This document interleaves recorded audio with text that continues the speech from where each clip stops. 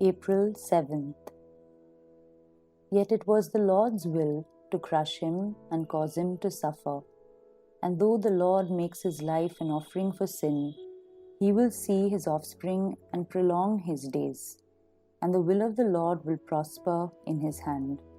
Isaiah 53:10.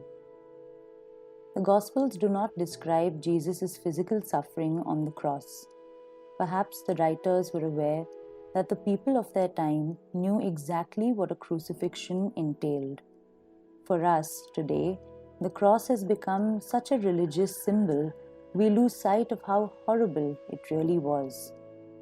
Isaiah says in this verse that it was the Lord's will to crush Jesus. That word crush means to beat to pieces, break into pieces, bruise, contrite, destroy, humble, oppress, smite. There is a sense of being reduced to crumbs. That was what was done to Jesus' body. In fact, before his crucifixion, he endured a brutal flogging. Nicky Gumbel writes, Eusebius, the 3rd century church historian, described Roman flogging in these terms. The sufferer's veins were laid bare, and the very muscles, sinews, and bowels of the victim were open to exposure.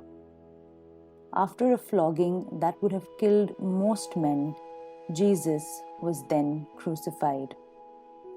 Klausner, the Jewish writer, says, "Crucifixion is the most terrible and cruel death which man has ever devised for taking vengeance on his fellow men."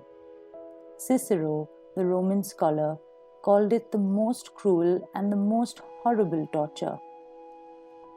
Tacitus, the Roman historian, called it a torture only fit for slaves.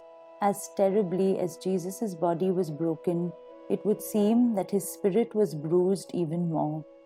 His separation from his Father is the only cry of pain from the cross that is recorded. The crushing of Jesus' body mirrored the crushing of his spirit. But this verse in Isaiah also has good news. We are told that the will of the Lord prospered.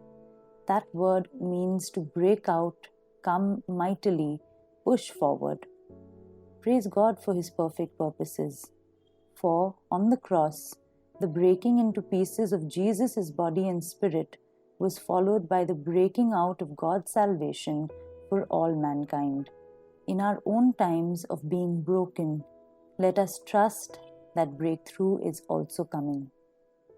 Today's prayer, Lord, help me to trust you in the crushing for the breakthrough.